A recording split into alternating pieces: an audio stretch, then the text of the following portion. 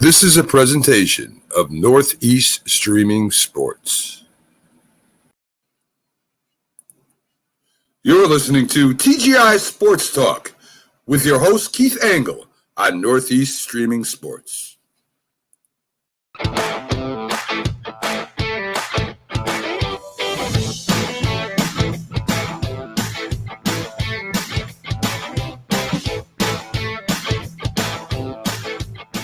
Good morning, everybody. Keith Angle for TGI Sports Talk with our Sunday Stream of Consciousness show right here on Northeast Streaming Sports. How are you all doing today? Going to be a little, didn't fade out very well there, did I? Hope you're all doing well. I think we're going to have a little stormy day here in upstate New York, on and off. We'll see how that goes. Hope it's nice where you are on this beautiful Sunday in June. It is a nice morning. Welcome to all our viewers on that are watching us live on Facebook, YouTube, Twitter. We'll be replaying the show at noon on Roku. So welcome all you Roku fans. Please, if you're watching on Roku, please get to Facebook and like and follow the show. And all of you, please invite your friends. I want to thank the groups, and I've been trying to do this last week. Last week, we gave a little shout out to John Gonzalez at the Sports Authorities.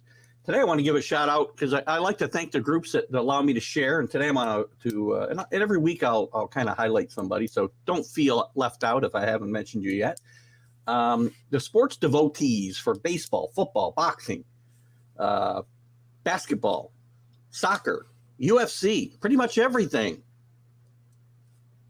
That's the group run by Rick Friedman, and all his fans have been very supportive of the show, and I want to thank Rick and his followers for that. So we'll call out some of the rest of you as we go forward here.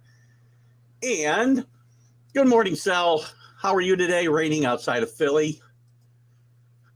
And the mountain is here. Kenny Gifford. Good morning, Kenny. And I'm sure we'll have some of our other regulars in here this morning as well as we go forward. Listen, I want to start today with a little sad note. Former Dodgers Steve Sax, really good player, played with the Yankees too for a while. Really good player, someone that I've recently touched base with on Facebook and talked about getting on the show. And he does a show himself, a podcast called Sax in the Morning. His son, Captain John Sax, was one of the 5 Marines that tragically died in a aircraft training accident earlier this week. I believe it was Wednesday. So listen, our military people, whether things happen in action or they happen in training, it's tragic when any young life is lost, but even more so here. And our thoughts and prayers go out to the family of Captain John Sax, and especially his dad and his mom, and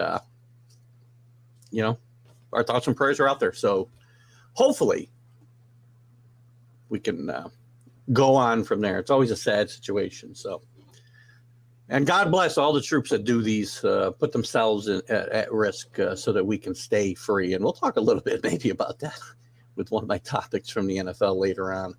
We'll have Jim Biringer on here in a little bit. We'll talk some NHL hockey. Rangers lose a tough Game 6 last night. I got a question for him about the second. Listen, let me qualify this. The Rangers did not deserve to win this game last night. But I don't understand why, and I've looked everywhere for some outrage in articles and whatnot. I'm sure if I looked at some of the Ranger groups, I'd find something. But some outrage about the second goal that was scored by the Lightning, right 20 or 30 seconds after the Rangers had tied the game at 1. So it was a very strange play, and we got to talk to Jim about that. We'll also talk to him about the Rangers season as a whole. We'll talk to him about the upcoming Avs Lightning matchup.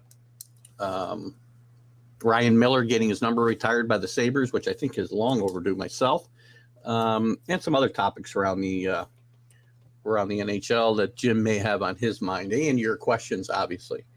Also, we'll talk some Major League Baseball. We'll get around the league a little bit. We'll talk about Tony Tony La Russa getting booed, not just booed, but chance of fire Tony yesterday in Chicago after they blow a 5-0 lead. Talk about maybe the Angels situation. We'll look at some of the situations around the league, a little bit of the power rankings. We'll talk in the NFL. We'll talk Deshaun Watson, Jack Del Rio, some other stories, and we'll have Mark Mancini in, hopefully on video, so we don't lose our participation integrity here. Good morning, Rick Sherlock. Good to see you here. You're at morning training, so probably won't be active. Kenny will need to keep Carlos in check. Listen, just to let you guys know, too, I reached out to Mickey Delaney after Rick had asked me about him the other night. Mickey is doing okay out in the state of Washington and said he will see us soon. If not, it's hard for him, I guess, on this show, and we may see him on a college football show soon. His name came up when we were talking about the Huskies the other night on the college football huddle. Sal, yeah, I know it is hardly enough, but we do have to all salute them. There's not enough you can say about what they are potentially willing to sacrifice. So. The review was for a separate infraction. Yeah, I know. What I still don't understand how that's a goal. If you watch this play, I don't understand. Igor had stopped the puck. No, he hadn't secured it. I get it, but he gets run over in the crease, and which to me, that momentum took the puck into the goal. I don't know. Maybe I just am wishful thinking. But again, I want to preface those comments, which it's too late now, but I did preface it with, the Rangers didn't play well enough to win. They just didn't. Lightning really took it to them the last 4 games of the series. Forechecking kept them from having the scoring opportunities they should have. The veterans did not step up. Not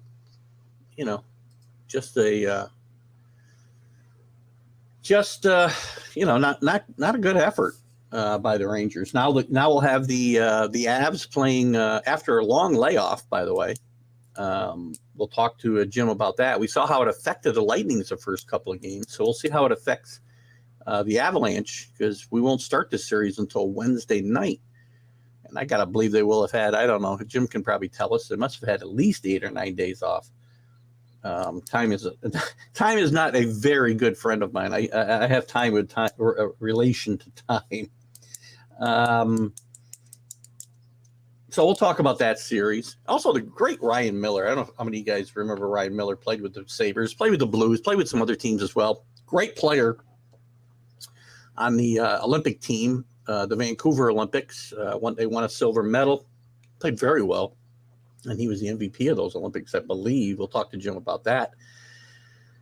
The NFL won't be fun to talk about for me today, but we're going to talk about a couple of topics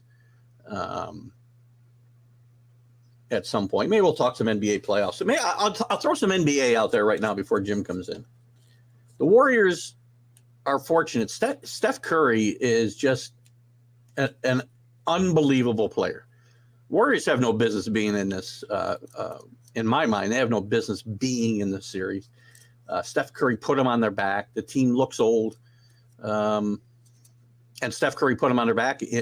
Back Friday night, I guess it was, in Boston, and just had a game for the ages and hit big shot after big shot. And he is just a tremendous player. This is not a great Warrior team. This is not the Warrior team that won championships. 3 out of 4 years, I think, earlier this decade. Well, I guess it wasn't earlier this decade. I guess it was late last decade. What else we got here?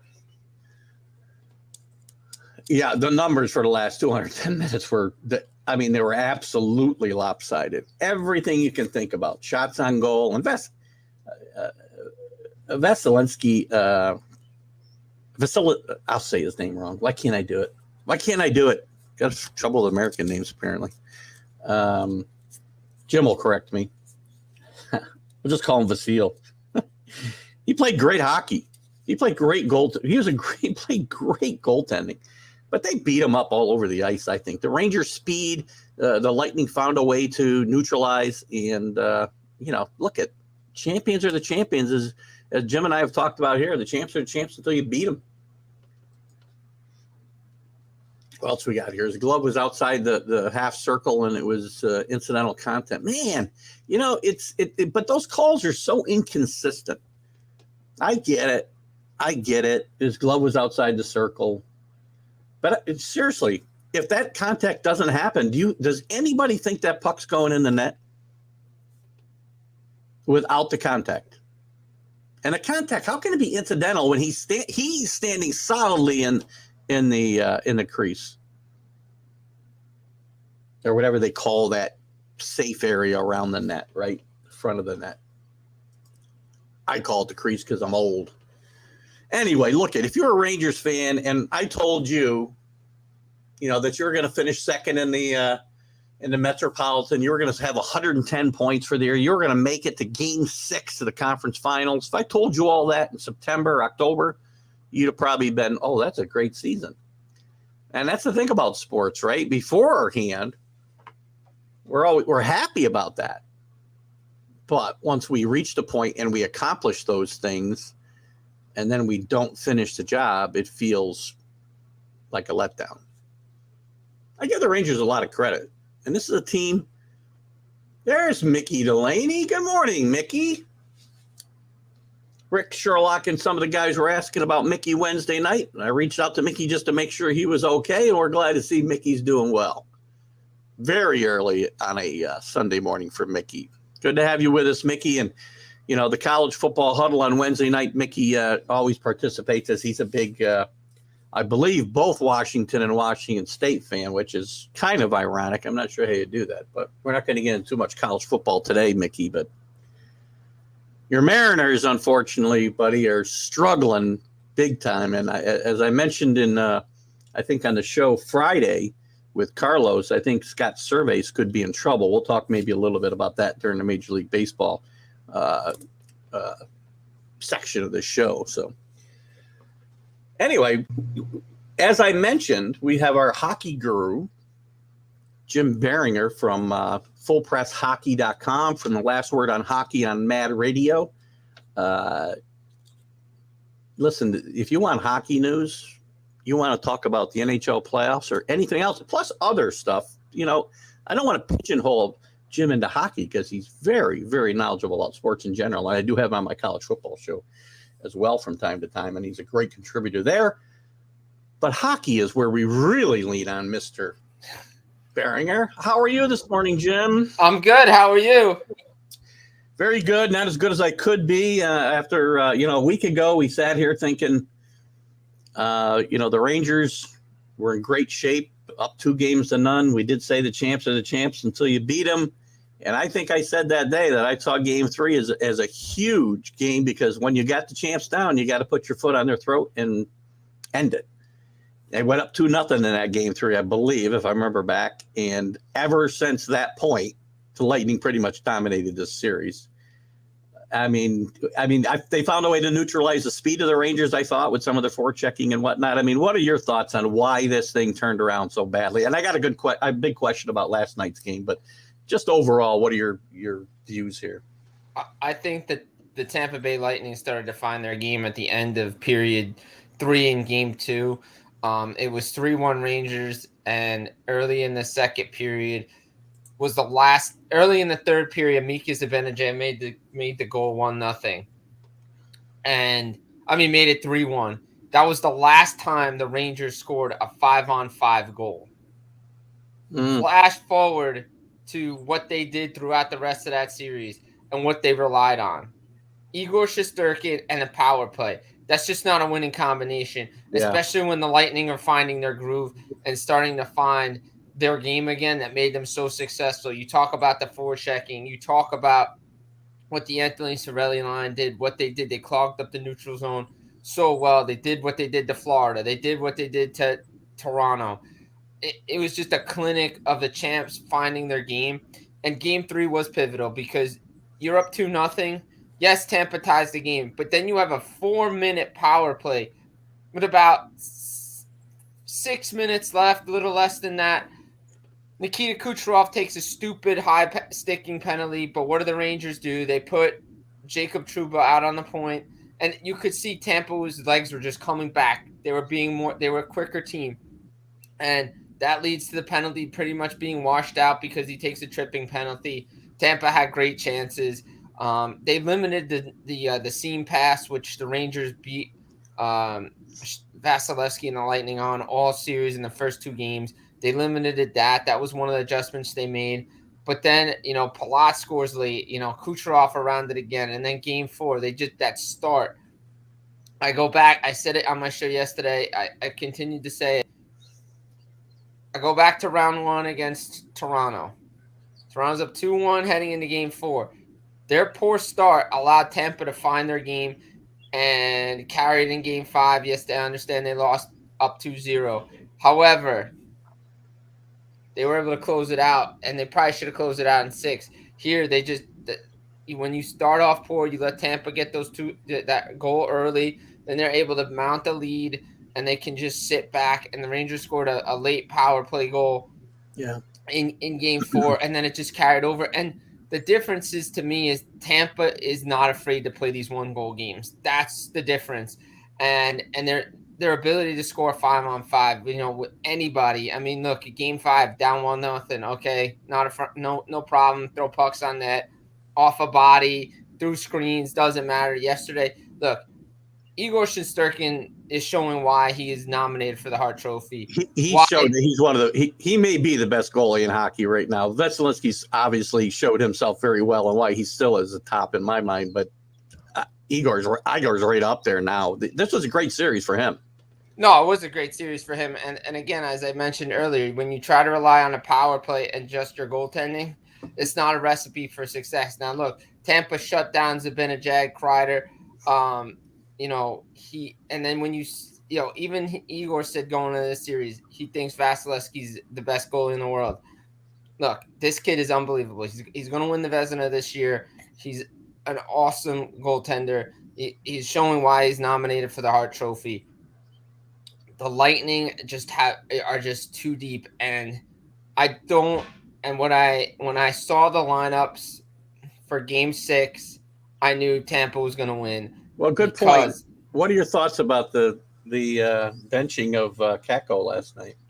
I was just about to get to that. I don't agree with the decision to break up your best line in the playoffs. I understand he's only had 5 points in 19 games and he's missed a lot of potential goals and stuff, but that line was causing havoc for Tampa and was able to get that cycle game going, and they were their best line. If Strome really couldn't go, which obviously he was hampered because of, you could clearly see on the first Stamkos goal, he was hampered. And he just was able to keep up, and then he doesn't play the third period. I mean, now you're down a forward. I think they should have done what they did in Game 4 is just replace him in the lineup after he took warm-up and say, look, you're not ready to go. It was just detrimental to the team to have him out there. I think that was not a great decision by Gallant. What are you hearing about the Kakko situation? Because he's, Gallant wasn't speaking about it after game about why he didn't play him as a healthy scratch. He didn't want to mention it during the game and post game. He said this wasn't the time to do it. Yeah. We'll find out come either later today or Monday on why this didn't happen. From what my understanding is, I guess it was just performance based from right now. But I mean, like I said, how can you break up your best line in the playoffs? Like, that's just a head scratcher. The kid line had been so good for this team. Yeah, there was calls for it early in the playoffs when they were struggling, and he didn't do it. They were struggling at this point, obviously, as well. But why wouldn't you stick what got you out of the previous 2 series? Very odd. And why don't you just stick with the lineup that's gotten you this far? I mean, look, you only lost to Tampa in Game 5 by a score of 3-1, and one was an empty netter, so it was 2-1. And as Gallant said, he thought they played a good game. Yeah. But why would you make changes? Yeah, he's going to have some changes. But you said you thought you played a good game at postgame. And what changed to the fact that now you have to take Kakko out of the lineup? Look, there's going to be a lot of offseason questions now. Will he get moved? Will Kravtsov get moved? There's a lot of questions for this team. and it starts. Carlos has been listening to me too long. It's Caco. Twice you got P's in there, Carlos. Or K's. Well, that's his. Caco is his real name, but everybody. Actually, good point. Sorry about that, Carlos. My bad. Listen, I talked about it earlier at the opening, and look, the Rangers didn't play well enough to win this game, so I'm not going to make a huge stink about this, right? But I don't understand, and Kenny had said that Igor's glove was outside the net on the second goal, right after the Rangers obviously tied it up. 30 seconds later, not even 30 seconds later, they come back with this goal, and I mean, how is that not at least? I couldn't find one article today that really had any outrage to this call at all. Did you have any? Did you see anything? Am I the only guy? No, there was no. I mean, it's a hockey play. I mean, there was nothing there. I mean, Stamkos isn't trying to look. He's coming towards the net. Like I said, eventually I'm going to have to get my board and just like do stuff over my shoulder and point out plays. Yeah. Yeah, he just drove the net. The puck comes off his glove. It hits his shin pad. And it goes in the net. I mean, there's not much there. But the original shot was stopped and wasn't going to go in the goal. If there was no contact at all, that puck was not going in the net. Well, it came off his glove. He never had possession of it. It came off the glove and went off Stamkos and in. No, I understand that. But once it went off Stamkos that second time, he was in the crease, wasn't he?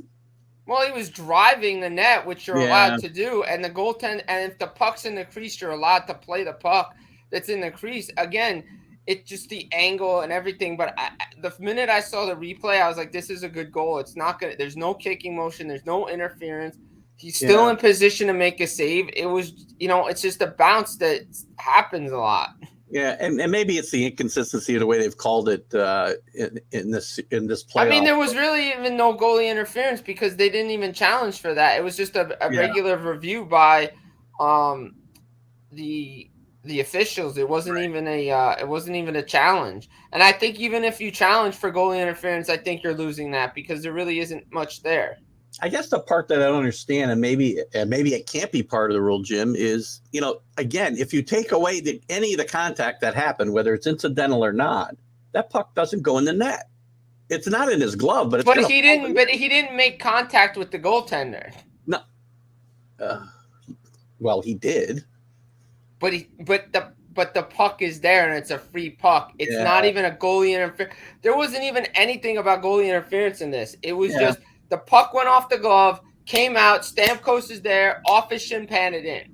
There's nothing there. I mean, there's really nothing there. Well, I'm going to defer to you on this because you know more about the I rule. mean, look, I guess I just don't like the rule. Yeah, I mean, the rules are, everything is, rules are, the rule book is one thing. And look, I saw after Game 5, everybody was crying about the officiating, and it goes both ways because Jacob Trouba last night on Corey Perry was interference. The hit by Lafreniere and Hedman that sent him out for the most of the second period was a high hit, and I wouldn't be surprised that the Department of Player Safety suspends Lafreniere for the first game of next season because of that hit, the chicken wing play. There were calls that were missed both ways in this series, and in the last two games, there were a lot of calls that were missed. And the calls that they did call were ticky-tack, especially after all the stuff that they let go before after all the other stuff was being let go. Now you have little ticky-tack stuff. Yeah. And listen, just to qualify too, people who watch me know I say I'm not saying the Rangers would have won regardless of what this call was, right, wrong, or indifferent. They didn't play well enough to win. You can't blame I don't agree ever blaming officiating for losing games, because if you put yourself in a position to get beat by officials, you haven't played well enough in my mind. But absolutely. So listen, before we move on from this series, I mean, what do you think the Rangers? Carl's got a couple comments about their opportunity to build. I got things coming in faster than I can get them up here. Where are we? He's talking about if they don't make the right moves, they'll be the same. Look at anybody. If they don't make the right moves, they're going to be in trouble. What do you see the Rangers being able to do going forward here to improve this team to be able to make the next step? Well, they definitely have to get more offensive punch outside of Kreider and Zibanejad. They did have it when Hedo was going. I mean, they're going to have to get another center. I mean, that's the big thing. Ryan Strom's coming off the books. He's going to need a new contract. Do you keep him? Do you decide to move him? Do you re-sign him? Who are you going to bring in? Can you keep Andrew Kopp? Are you going to keep Tyler Mott? Are you going to keep Braun? Look, Gallant is a good coach. There's a reason why he went to Vegas and Florida. And again, he made one bad decision. I mean, one bad decision. He's pretty much made all the right decisions. Yeah. Drury's brought in the right players. But again, you have free agent. Are you going to move out one of the young kids? Are you going to move Kravtsov? Who are you going to bring in? Is Gorgiev on the move? Do they still want to keep that tandem going forward? Are you going to try to re-sign Andrew Kopp because he was a great center for you? What about Frank Vetrano? I think they have to definitely make some decisions. Some fans may not like, but in order for them to take the next step, this is a learning process. Again, they're technically still in a retool rebuild. I mean, this was the year that they were supposed to make the playoffs, and that was it. And then next year was supposed to be winning a round, and then the following year and this. Now you have to build off an Eastern Conference final and have to get back to the playoffs. Do you have to get back to this level? No, but you have to win a round again.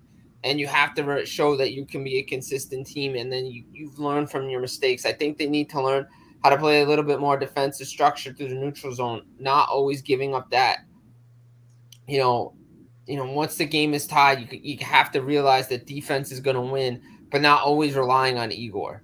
Like, you still have to attack, and that's what the Lightning did so well up 1-0 yesterday, is they just kept forechecking and grinding and cycling the puck and just killing time in the opponent's zone. And that's something the Rangers are going to have to learn to do a lot better. Again, there's a lot of free agent stuff that has to be done with this team. And you have your top center set, but the rest of it isn't.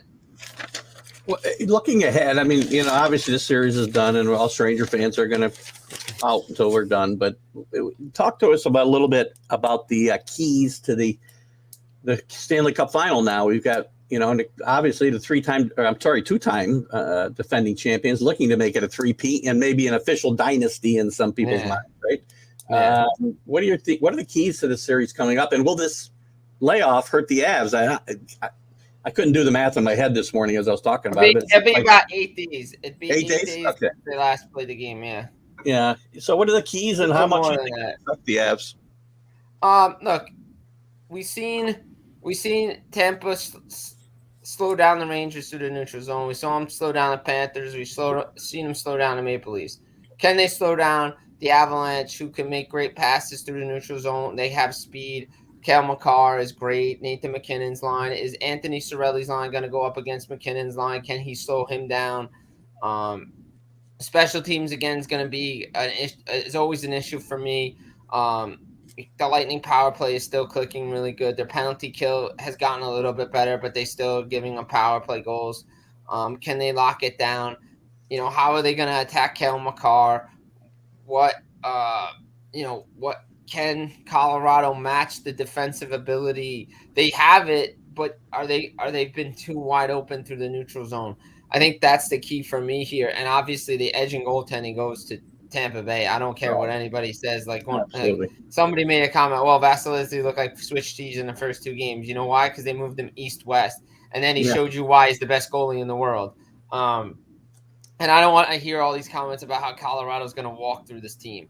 They are not sweeping. This is not even going to be a close to a sweep. This series is going 6-7 games because these two teams are really evenly matched. And has Colorado learned from their mistakes of the past when they need to play defense? Because they still were too wide open against Edmonton in Game 4. Yes, they got through it because Mike Smith was in net.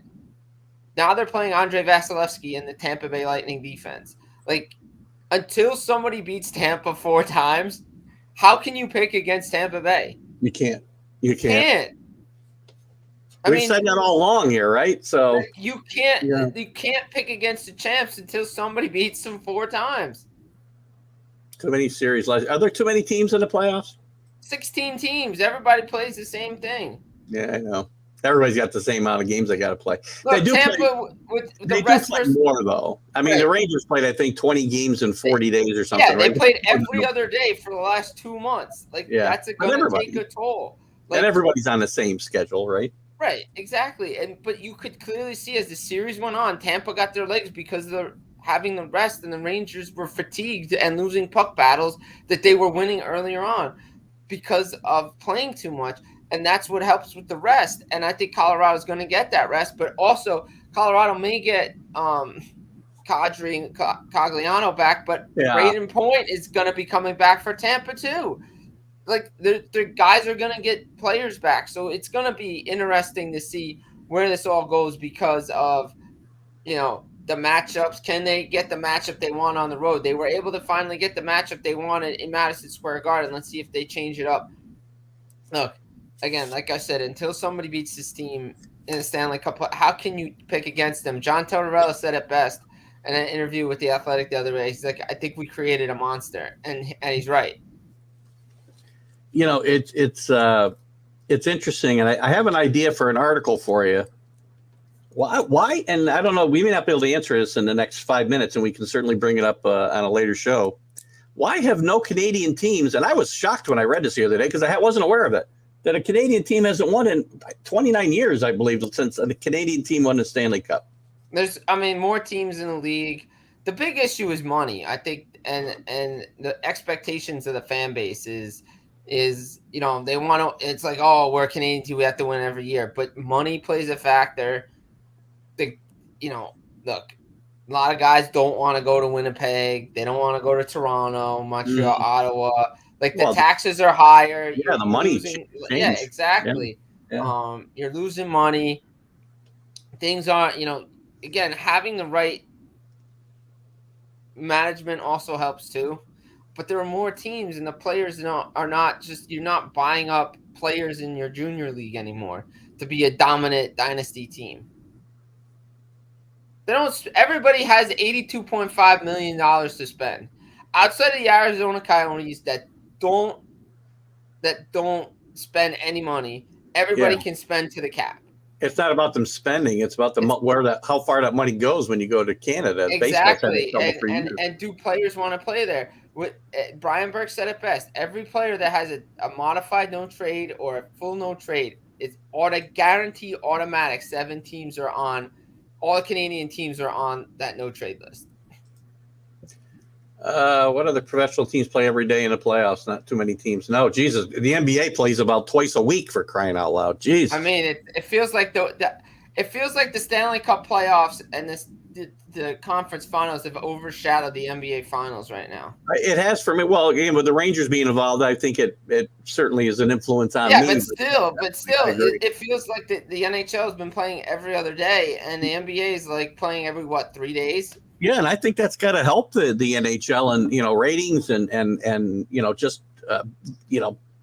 focus on their championship series. The NBA, I think, makes a huge mistake in having 3-4 games or days sometimes between games. It's crazy. Way too many. It's way too long. I understand TV and stuff, and that's one thing that kind of irked me yesterday was when I saw the NHL and ESPN released. Oh well, if the series goes to Game 7, it's going to be on ABC. Why wasn't Game 6 simulcast on ABC on a Saturday night? Great point. I'm sure they had the Bachelor rerun or something on last night. Shark Take reruns is on Saturday night. Like, come on. Come on. People can't get enough of Mr. Wonderful, I guess. Think about it. Saturday night, it's the only game on ABC. There's no horse racing. There's nothing going up on. You're in the New York market.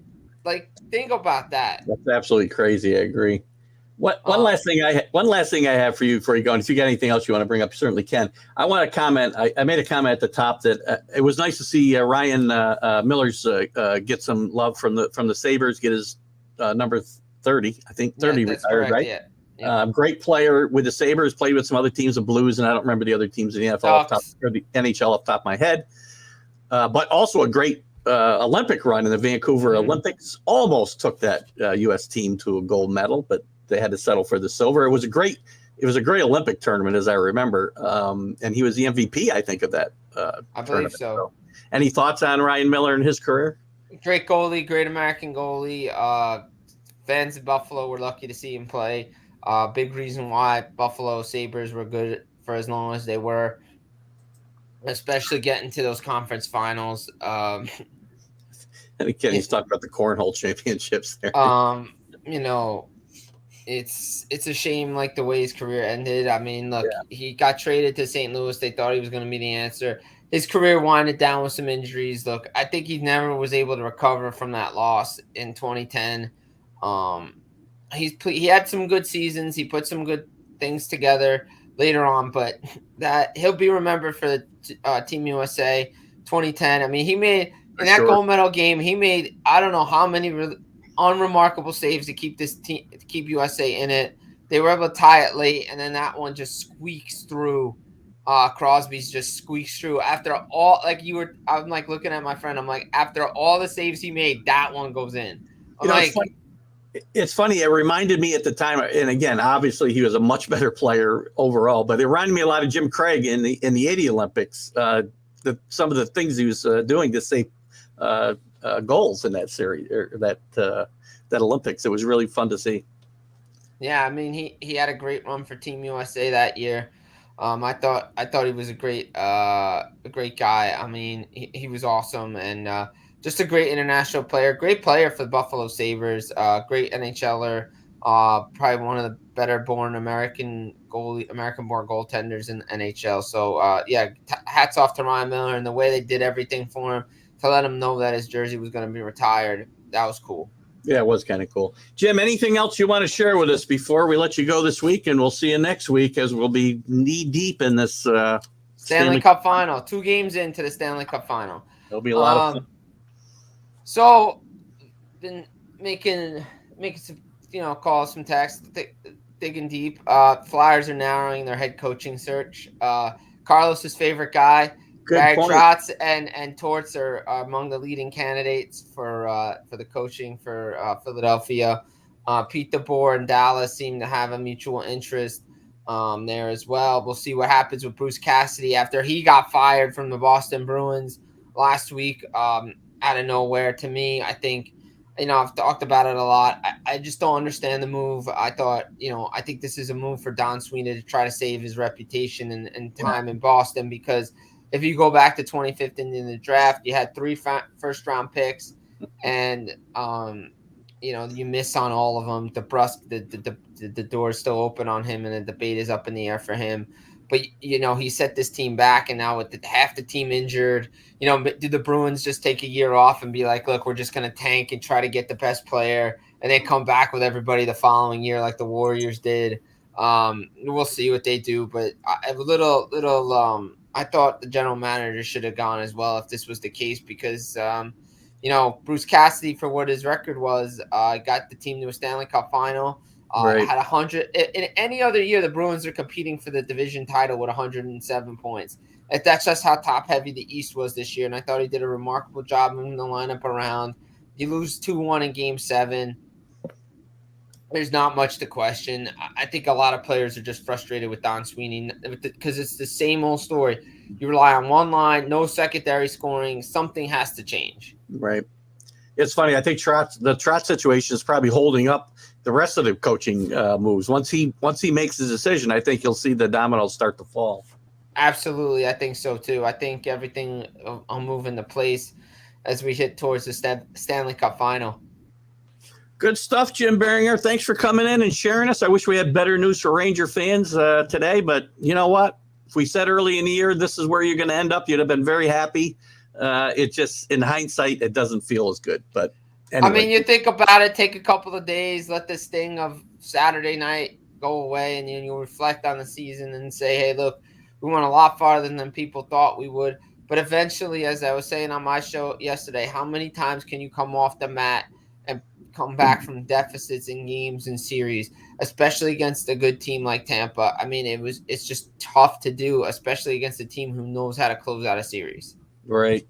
Guys, catch Jim Biringer's stuff on fullpresshockey.com. The Last Word on Hockey. You can see last night's episode either there or on TGI Sports Talk. I did share it live yesterday. He did. We appreciate that. Thank you so much. No worries. I just happened to look at my phone at the right time and saw the notification and said, let me share this for him. So happy to do that. And Jim, we'll talk to you next Sunday morning, hopefully. We'll talk to you next week, hopefully, definitely. You have a good rest of your Sunday. You too. Have a great day. Thanks again. Thank you. Bye. The great Jim Biringer. We love having him every Sunday morning during the hockey playoff season anyway. So we'll have a couple more weeks of Jim before we wrap this season up. And check his stuff out, as I said. Really, if you want to read about hockey, go to fullpresshockey.com. He's a great writer. And there's some other great writers there as well, which you'll catch. Listen, guys, real quick, I want to share the Dream Ride Experience video real quick. Check this out. 30 seconds for a great cause. Please consider The Hometown Foundation is excited to bring back the Dream Ride Experience, August 26th to the 28th at Connecticut's Farmington Polo Club. Join us in celebrating the accomplishments of our Dream Riders while enjoying live music, a car and motorcycle show, family fun zone, pet adoptions, canine demonstrations, the Fireman's Chili Cook-Off, and much, much more. Get your tickets today. All right, great event, and $18 million they've raised, $3 million just last year. So a tremendous event, and feel free to jump into that. Guys, we're going to move on to some Major League Baseball here. We're going to jump around the league a little bit. I do want to make sure we get to some NFL. I'll probably talk some of that with Mark Mancini. I mean, the topics are just, outlandish that I want to get into today, the one I'm a little leery of getting into because it's going to have ramifications outside of the sport. So anyway, let's take a quick look at around baseball. I want to start in I'm going to start in American League Central only because I lost my standings here. I don't know where they went. Only because the Chicago White Sox expected to win this division. They've been in win now mode since last year. They've had a lot of injuries the last 2 years, but that's part of baseball, and teams have to overcome those things and win games. They're 3 games under 500, 6 games now behind the Twins.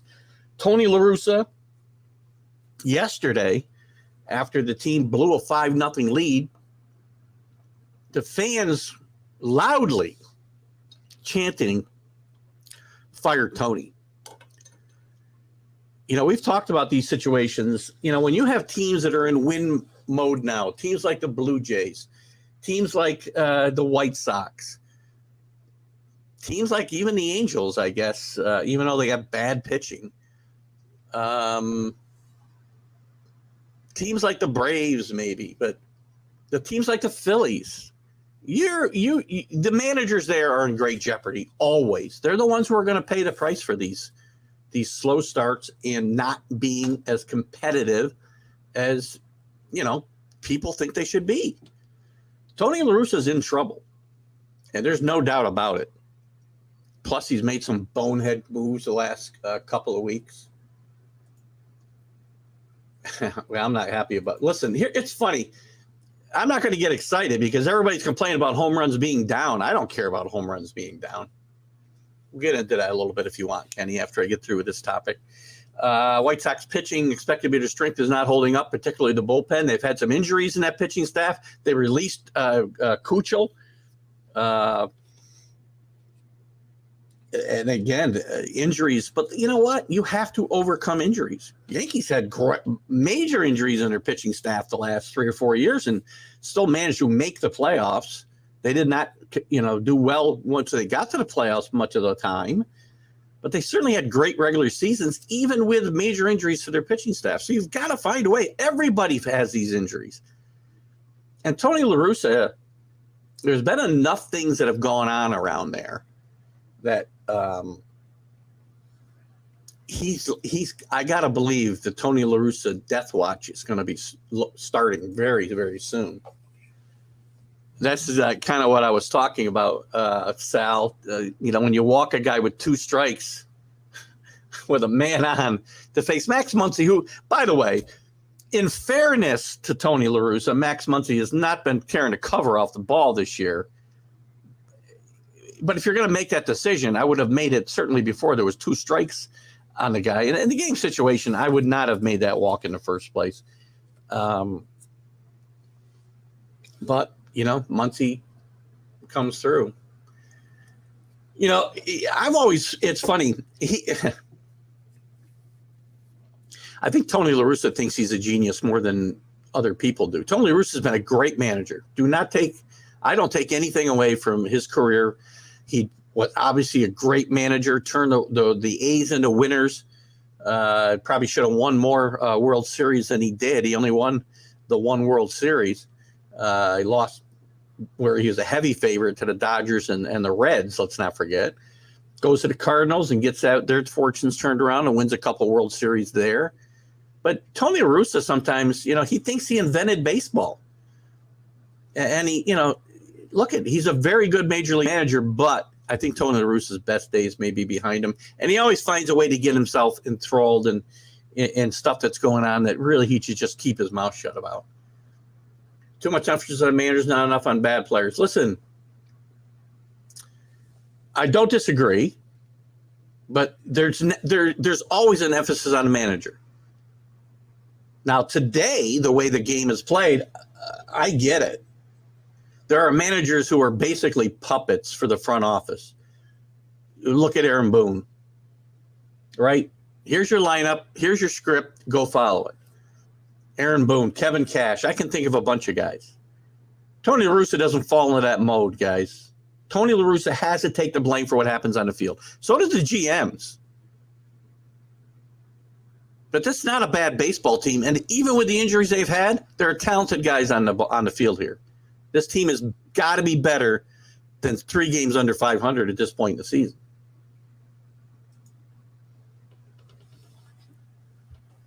Yeah, he better find some. He better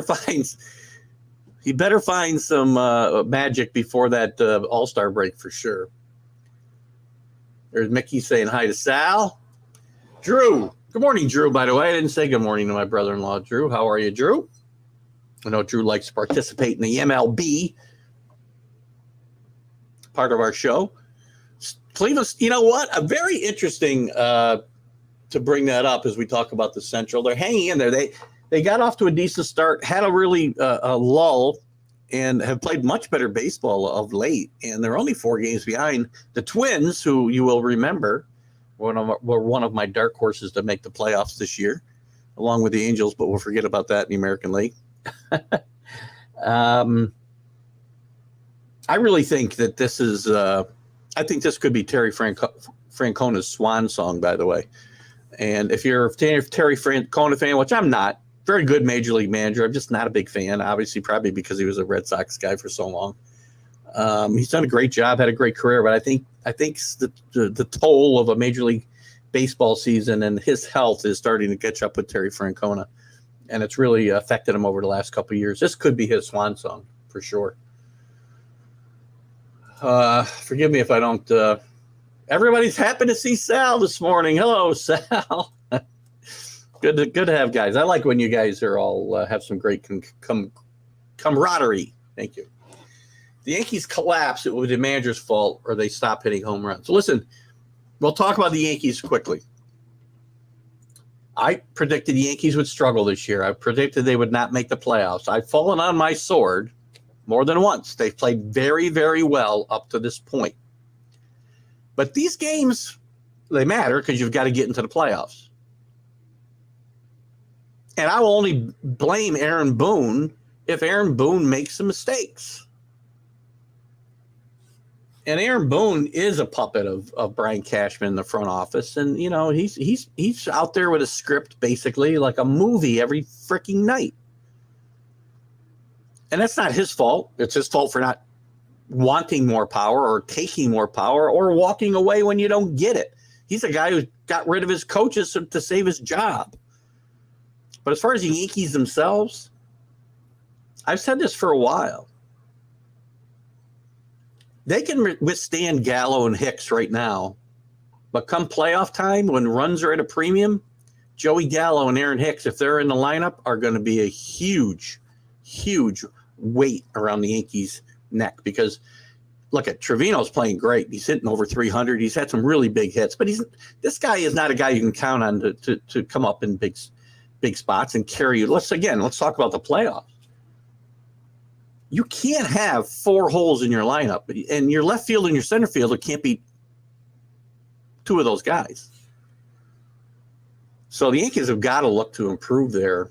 And I'm not sure how they're going to do it. I mean, they've traded a lot of prospects the last couple of years, a lot for Joey Gallo, who Alan's not with us today, Perlaza, but he, as he knows and is happy to throw at me, 3 of those prospects are already in major leagues for the Texas Rangers and contributing. What's not to love? Nothing, Sal. You are a good man. How you put up with Mancini as much as you do is beyond me, but that's another question. I can't blame for now. I can't blame anybody right now. They don't win this year because Joey Gallo hole and the Aaron Hicks hole. Yes, I will blame Cashman. Let's not forget, guys, Brian Cashman has been the GM of this team for 2 decades, almost more, right? They won 1 World Series. 1 World Series since, 2002? I'm sorry, that's not good enough here. That's 20 years. 1 World Series. They've been to 2. Kansas City's been to that many World Series and won. No, Cashman puts the players on the field to play the game, Carlos. Let's look at, you can't absolve the people off the field when you put the players on the field that you want to perform. I can't believe I'm arguing this because the Yankees obviously are doing very well. But again, that's hilarious, by the way. Now you're really showing me, Carlos. You show me any evidence. We're coming up on a 1-year mark. Joey Gallo's been here pretty soon. Show me any evidence that these 2 guys can help this team win. Any. I know you're laughing. Now I didn't catch that one. HRs are nothing new, but the starting pitchers have been a pleasant surprise and likely the biggest reason for the surge. Absolutely. Absolutely the biggest reason for the surge. Number 1, they've stayed healthy. Number 2, you've got Nestor, who, I don't know that anybody thought he was going to continue his great pitching from last year. He's better than he was last year. He's an all-star candidate. He'll be a Cy Young candidate if he keeps up what he's doing. And the home runs, they had 6 home runs last night. And the Yankees still are too reliant on the home run, but they do play better small ball in certain situations. I still think, again, if they stop hitting home runs, as Kenny, I think somebody said, that we'll have a problem. And right now, home runs are down, by the way, which, again, I do not think is a bad thing in baseball. Trade Torres, he has value. You can't trade the guys who are playing well. And Torres, I said Torres would have trouble coming back in New York. So, again, I've got to backtrack on those comments. Right now, Torres, his batting average is a little low. His on-base percentage is horrendous. But he's had some big hits. He's starting to show, the power numbers that he had previously. He's starting to get it back together. And I probably wouldn't move Torres. Problem is, you can't move Hicks. You can move Hicks. You can move Gallo, but you're going to have to eat their contracts. And it's going to be very hard for them. To me, the best infield for the Yankees is DJ at third and Torres at short, or I'm sorry, at second. And Donaldson just, plays defense maybe in the late innings and pinch hits and play some DH. And, that's probably best where they are. Mickey's making the rounds of saying hello to Drew now. AL East, yes. AL East, by the way, with the Red Sox starting to rebound after a horrendous start. And we talked a few weeks ago about, and it fits with what I was talking about before. The Red Sox, I mean, Cora could have found himself in trouble if the Red Sox hadn't rebounded, but they're starting to play much, much better ball. Trevor Story caught fire all of a sudden after a slow start in Boston, and it's probably not unexpected. But very good call, Drew, that now with the Red Sox playing really good baseball, still 12 and a half games out of first, though. This whole division, as we knew, would be strong. I think I had 3 teams making the playoffs out of this division, and the Yankees were one of them. So what do I know? And there's your reply, Mickey. So the Phillies 1-1. I still have the Phillies 1-1. Oh, right. I mean, again, as you're talking about World Series, you know, it's funny. And look, at Phillies are also a storied organization, but don't have the rich history of the Yankees, you know, being in the World Series. And you can tell me that, you know, we're spoiled as Yankee fans, but it's just not good enough.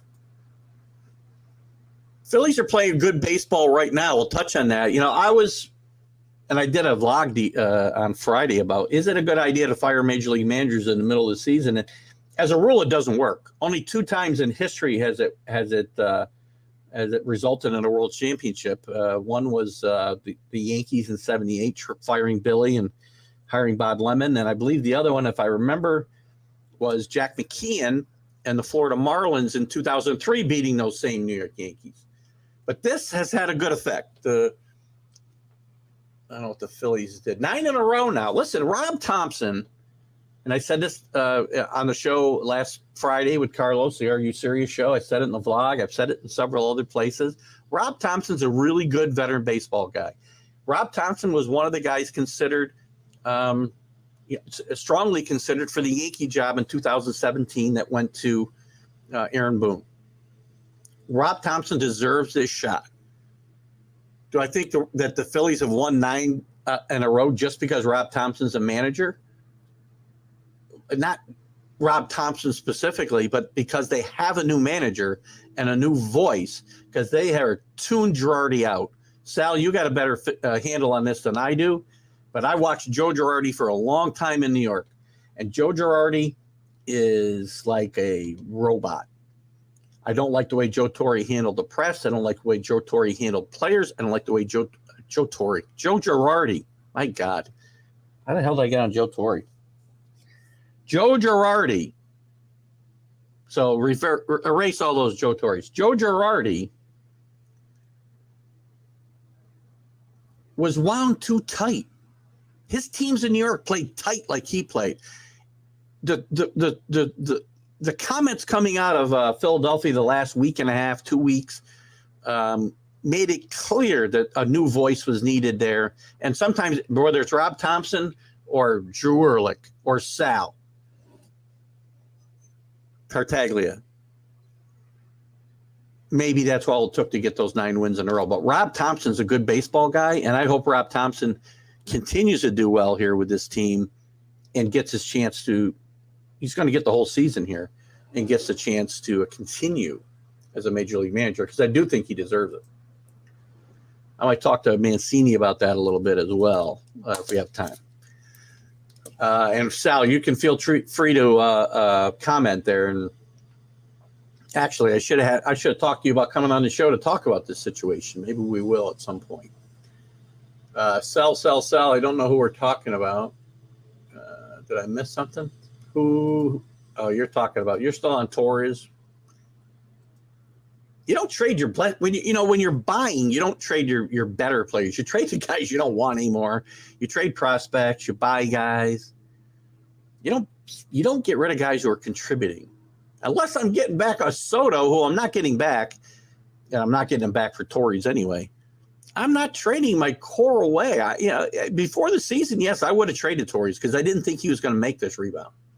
But he's playing very well.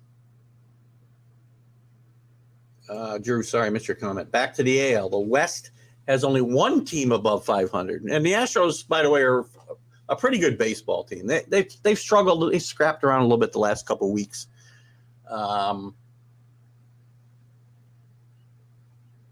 but they're still, 16, what are they, 13 games over 500, 8-game lead now over the Angels, who, by the way, finally broke their losing streak at 14 games the other day after Joe Maddon gets fired. So, again, there's another situation. I'm not sure whether Joe Maddon go or not. I felt like it was a different situation than the Girardi situation, but, at the end of the day, somebody's got to pay, and it's the manager. In season, you don't fire your GM. You just don't. It doesn't have any effect on the team. The only way to affect the team and shake it up, and you can't trade all the players, is to get rid of the manager.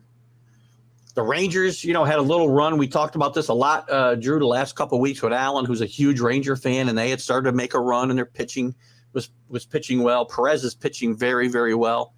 But they've fallen back again, and I don't think they've got enough pitching, or maybe even they might have enough holes in their offense, too, that they're not going to make a run here, I don't think.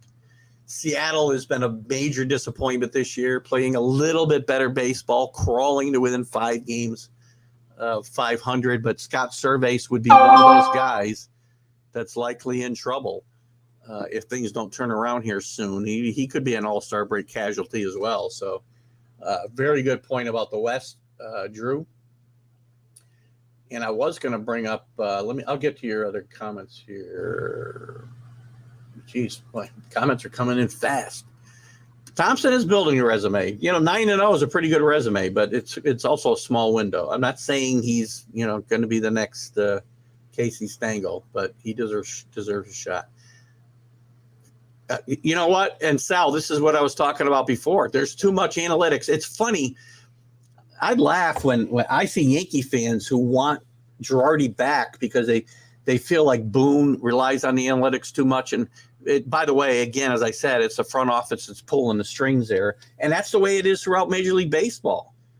Too much reliance on analytics. No feel for the game that you're watching in front of you. I'm so tired of analytics. I'm so tired of exit velocities. I'm so tired of this guy's job is to pitch a 6th inning. This guy's job is to pitch a 7th inning. And it doesn't matter if that guy in the 6th inning gets out of there on 3 pitches. He's out of there. No feel for the game at all. And it's really disturbing to watch. We're starting to see a few guys who are changing that trend and bucking that trend. It's funny that I say it with Buck Showalter doing so well. Thompson will leave after the season ends. He will not leave. He's not. I guess he could. I guess I won't. He'll only leave if there's a situation that's better than the one in Philadelphia, if in fact he's offered that job or any other. As much as I really believe, and I like Rob Thompson and think he deserves a shot, he's not going to be the most sought-after entity in Major League Baseball at the end of the season, Carlos. How do you know? Well, first of all, we don't know. The Phillies are not a good fit for anybody. Sal, speak up. The defense is putrid. The pitching is putrid. There's another place where the front office has got to give the manager a better chance to win. Now, that said, I still think Girardi should have been gone, but this team is not put together well, as I've said about the Yankees for the last several years.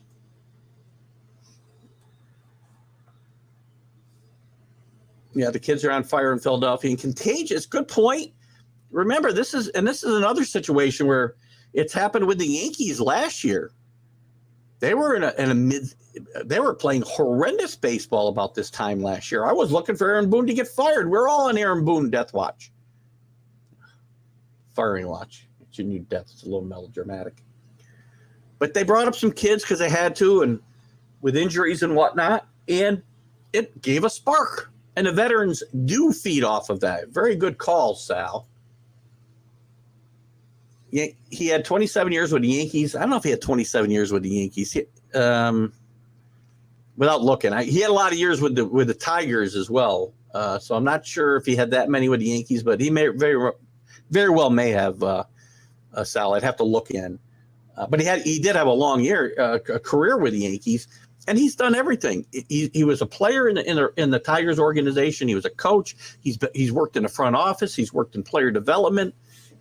He knows the game inside and out. Yeah, good point, Drew. Couple major injury issues around the world of Major League Baseball. See if I can get to my homepage here. Casey Mize out. Walker Buehler's out 6 to 8 weeks. Thought I saw some other guys go down. I guess those were the guys that I was thinking about. Yeah, so there's some again, the Tigers are one of the bigger disappointments in baseball this year as well. AJ Hinch probably should be careful. I'd like to see that team get better because I would like to see Miguel Cabrera finish up his career in the playoffs. I don't know. He hasn't said he's going to retire, but he doesn't have a lot of time left. What do we got here? Mariners won last night. Yes, they need to start getting it together, though, Mickey, as we talked about. They are 6-4 in their last 10, so they're starting to play a little, like I said, a little better, but they got to turn it around and get this gap closed before the All-Star break, or Service could be in trouble. Angels beat the Mets 2-0 so far. I don't think that's accurate. I think it's 1-1. Carlos. Yeah, they won 7-3, on Friday night. So no, it's 1-1. So look at the Mets have had a good enough road streak so far. This was an important stretch for the Mets. They've gone 5-5. Tough. These West Coast, long West Coast trips are always problematic. You know, the Braves are starting to play better baseball, and they're starting to shrink that lead. But there's good news in the Mets land. I mean, Scherzer, by all accounts, is ahead of schedule in his rehab, which is good news for the Mets. And the fact that the Mets have done what they've done with their two aces out.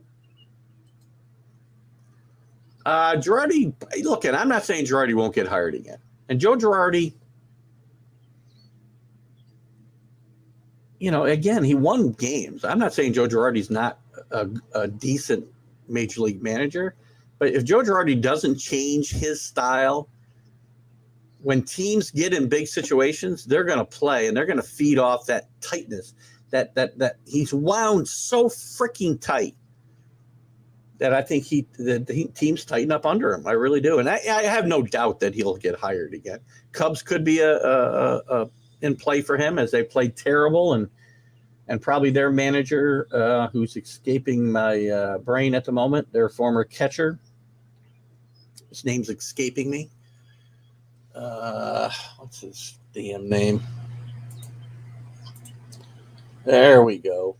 Yeah, David Ross. He'll be in trouble probably. And Joe Girardi's an ex-Cub. It would stand to reason it's a pretty good fit. AL East is the hottest division in baseball. Good call. Mets only 5.5 ahead, as we just talked about.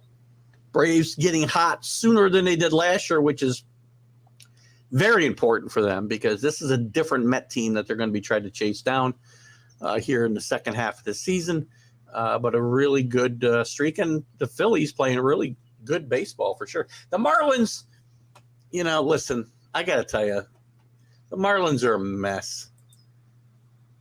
You know, they'll have these streaks, Drew and all. I mean, where are they? What's their record now? 27-30. Won 5 in a row, 7 out of the last 10. But the management situation there is just ridiculous. And I really hope Donnie Mattingly finds a better opportunity. He's done a great job with what he's got to work with here. Don and I talked about this last week too. Mel Stoudemire Jr. is the pitching coach there, so another Yankee tie. I would love to see these guys get a better opportunity somewhere else where they can really, NL East. Oh, I see what you meant. I did read that wrong. Okay, good. Starters are third in Major League Baseball on ERA, and the pen remains suspect. I think we're still talking about the Phillies there. The Phillies starters are third in Major League Baseball in ERA. Well, that'd be. Actually, I think you might be talking about the Braves there. I'm not positive, but you can clarify, Sal. Did I see how Oakland came back to play up a fired-up team yesterday? Oh, God. You know, look that's a bad baseball team. 1-9. 1-9 in their last 10. Oh, God. You got some really bad teams this year. I mean, the Reds are horrendous. They'll probably they play better than their awful start, but after their awful start, but it's been awful. I mean, you got a bunch of teams with a chance to lose 100 games this year. The Reds, the Cubs could lose 100. The Pirates probably could lose 100, even though they're only 9 games under. And I'm sure Mark Mancini will tell me they're a year away from contending. Who else? The A's are going to lose well over 100. The Royals are probably going to lose over 100. The Tigers could lose over 100. And you still got the Orioles, who, even though they're treading water, are unlikely to show anything. I don't know if do they need coaching? I don't know. Listen, David Ross has had nothing to work with there. And by the way, Clint Frazier, shut up. If Clint Frazier can't get the Yankees off his mind, look, he should worry about his own situation in Chicago and shut up. Clint Frazier got so many chances in New York, and he blew every one of them. He's got a horrendous work ethic and attitude, and shut up. Get the Yankees, to paraphrase Will Smith, get the Yankees out your damn mouth. We're going to talk more about this. We're going to talk more about this in the future. I'm not going to get into it today, I don't think. I might talk with it a little bit later on. I don't know, Kenny, but I'm definitely going to be pointing my vlog towards it next week. But I'm going to dive headlong into that situation. And what's going on in golf is ridiculous. Cubs fired Girardi before, did they? No, Girardi's only been with the Marlins, the Yankees, and the Phillies. As far as a manager, he was a catcher there. He could have been a coach. And here come the Braves. Good point. Earlier they made their move last year, which is going to be very important. Carlos said messed up, but added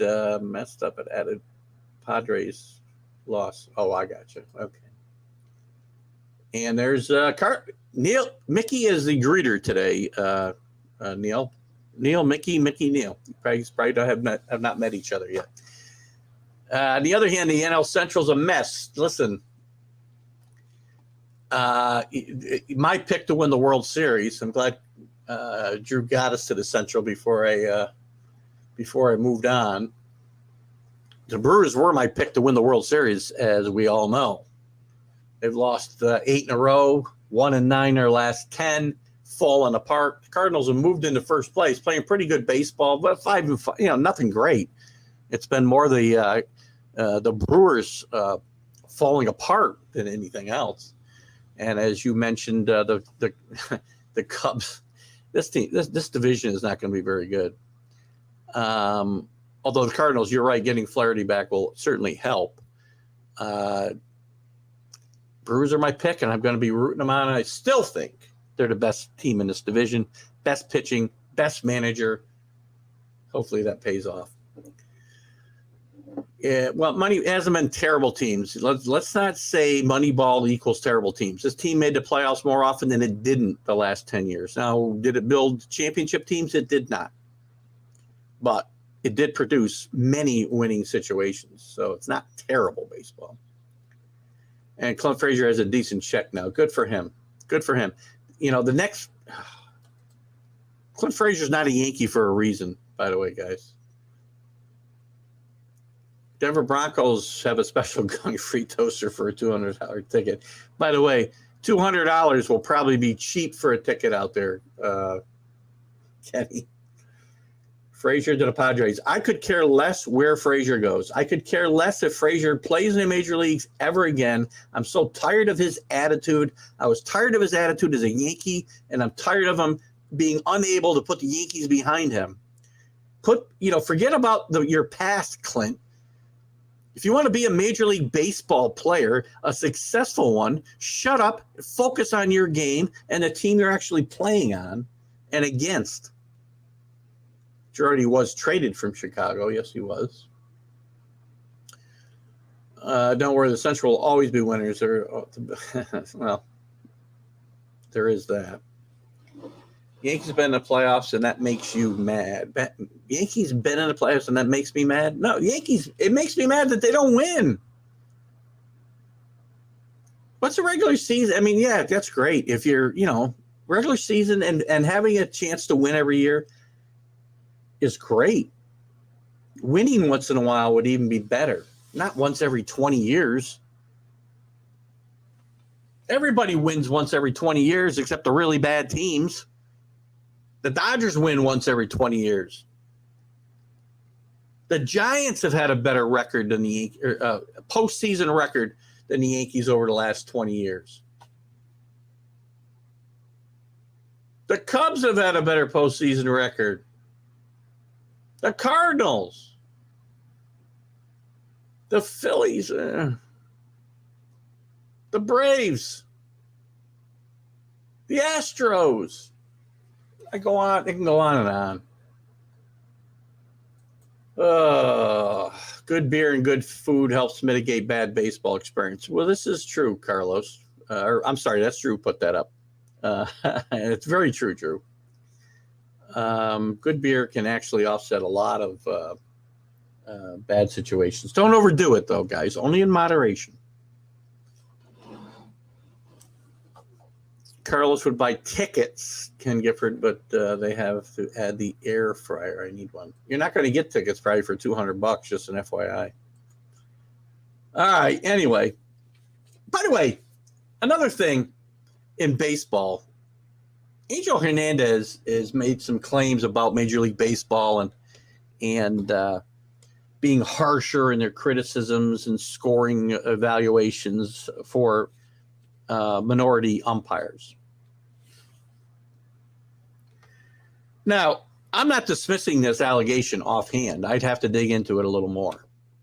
But the only thing I want to comment on is it's ironic that Angel Hernandez would make this allegation, because Angel Hernandez, all you have to do is watch the games, the umpires, and know that he's one of the worst umpires in baseball and has been for a long time. So to me, it's ironic that he would bring up these allegations. That's my last topic here. Drew wants to move on to the West. Good point. We got to do that because, the Dodger hater will be on here in a second. The Padres are a half game behind the Dodgers, and it isn't like the Dodgers are playing bad baseball. Only 4 and 6 the last 10, but still playing .625 baseball or better. The Giants are not quite as good as they were last year, though, Drew. Things are not – something's off there. And it could have been just, it could have been a flash in the pan for Gabe Kapler and that team. I don't know. Padres are getting into a groove without Fernando Tatis Jr. still. Manny Machado playing some good baseball. A lot of guys playing some good baseball out there. The pitching's been very good. Joe Musgrove has turned himself into a number one starter, Cy Young Award candidate. Great. And who would have thought that? He was an afterthought on his team as they brought in, Darvish and Snell and all these other guys. Exactly. How is Angel Hernandez still in Major League Baseball? And now this is obvious what's going on here. He probably got his own scorecard, Sal, and was unhappy with it. So he's going to throw a blanket over all the minorities, and say Major League Baseball's got discriminatory practices.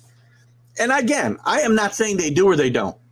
I'd have to dive into the situation a little more. I just find it very ironic that Angel Hernandez wants to make himself the face of this conversation. Anybody who hasn't watched Angel Hernandez umpire a game, just watch him. It's comical. What is this? Instead, the Padres lead the league. And, again, injuries are part of the game. I can't let teams use injuries as an excuse. It's a long season. It's a 162-game season. And if you don't have depth, I don't care what sport we're talking about. Depth is part of being a good team. And being able to overcome injuries is very important. All the good teams throughout history have done that. I can go back to some teams go back to the Oakland A's teams in the 70s who won a World Series with Reggie Jackson not being able to play. I will give you that. The umpire union is a difficult nut to crack here.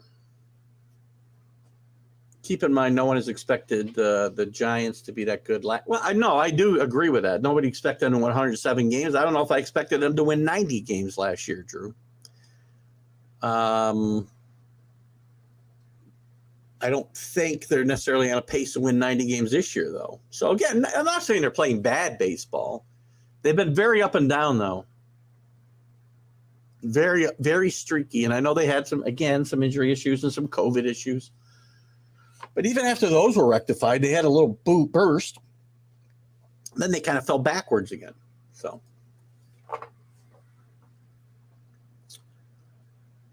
yeah, we'll have to dive into that. Drew, you and I are probably going to do a midseason review and see where we stand with some of the picks that we made and such. And we'll probably do a postseason review as well. Might be like on a Sunday. I don't know if we'll do a full-fledged, special like we did for the preview, but we might. Who knows? It will be interesting to see. Look at right now. Without having the numbers in front of me, I'd have to say Trevor Story is the big winner here with the last guy to sign. Will you stop? Aaron Judge leaves the Yankees. The Yankees and Brian Cashman are the absolute stupidest organization in the history of baseball.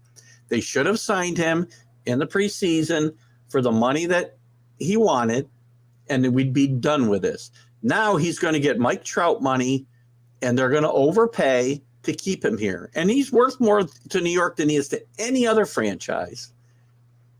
And he's worth more than what it is that he does on the field. All you guys who said he was not worth the money now are telling it's funny. I got on Mac about this. He wanted him traded when he wouldn't sign. Where would the Yankees be without Judge? I don't believe for a second he will leave New York unless the Yankees refuse to pony up. All things being equal, Aaron Judge will be a New York Yankee. And if he's not, Brian Cashman, I will say again, sayonara. You're out of here. Oh, my gosh. Awful stuff. Anyway, let me touch a couple things on the NFL before Mark Mancini jumps in here. We'll probably talk about some of this with him. Deshaun Watson. I said when this all started that he would never play again in the NFL. I said after he signed with Cleveland, it was a stupid move by Cleveland, and he would never play again in the NFL. I was derided with a vlog that I did about how awful and stupid it was that the Browns signed this guy with this hanging over his head, and this is the guy you want to be the face of your franchise. Let's look at the face of the Yankees franchise that they don't want to pay. And the Browns want this guy to be the face of their franchise with now 2 more allegations hanging over his head. Detectives in Houston, was it Houston? Somewhere in Texas anyway. Houston police detectives testifying that he committed crimes. This is not going to end well for the Browns or for Deshaun Watson. Deshaun Watson he is not, and the NFL needs to step up and actually take a stand here. And not suspend him for 5 games, 6 games, 8 games. He needs to be barred. If you don't think something happened here, if you think this is all just smoke and mirrors and people trying to set this guy up, you're just not paying attention.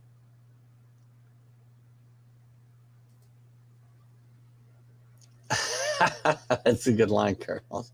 I'm probably going to get that for some Browns fans when I do my next vlog on Deshaun Watson. I was going to do it Friday, and I just decided to leave it alone for cool off a little bit.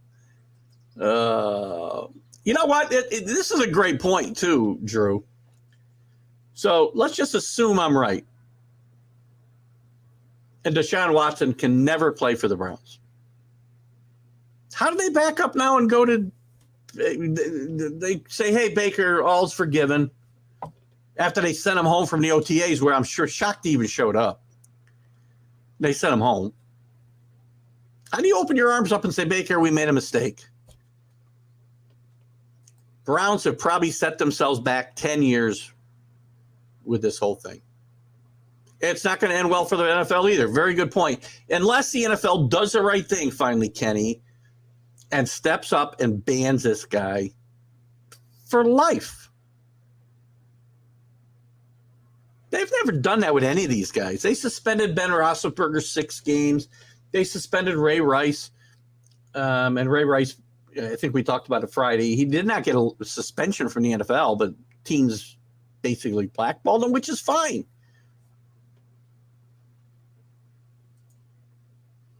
Watching situations seems like Bauer, except there's only one. Right.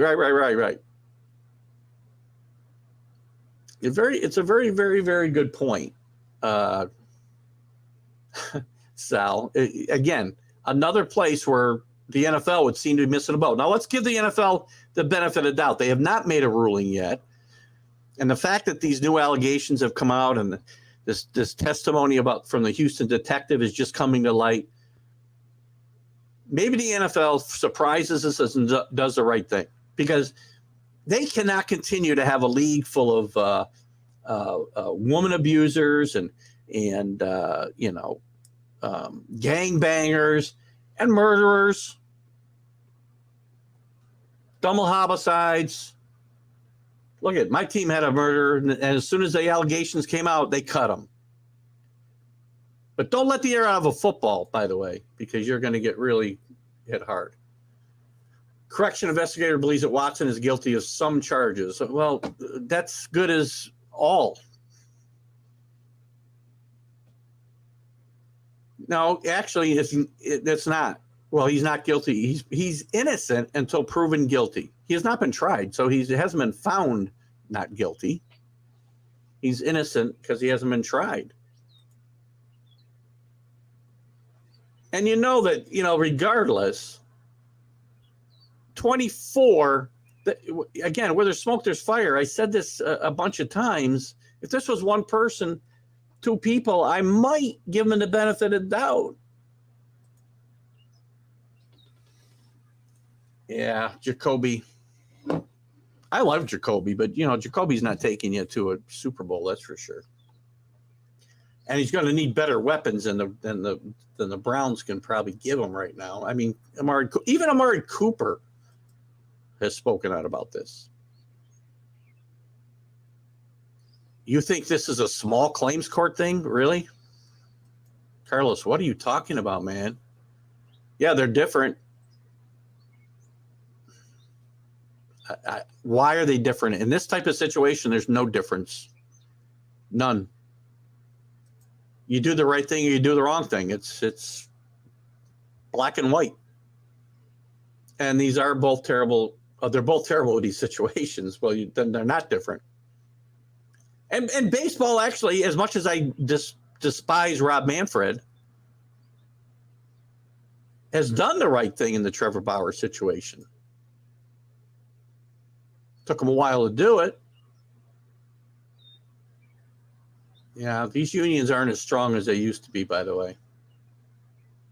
The umpires' union is stronger than the players' unions. I don't think they can let him play, Kenny. I don't see how they can possibly let him play.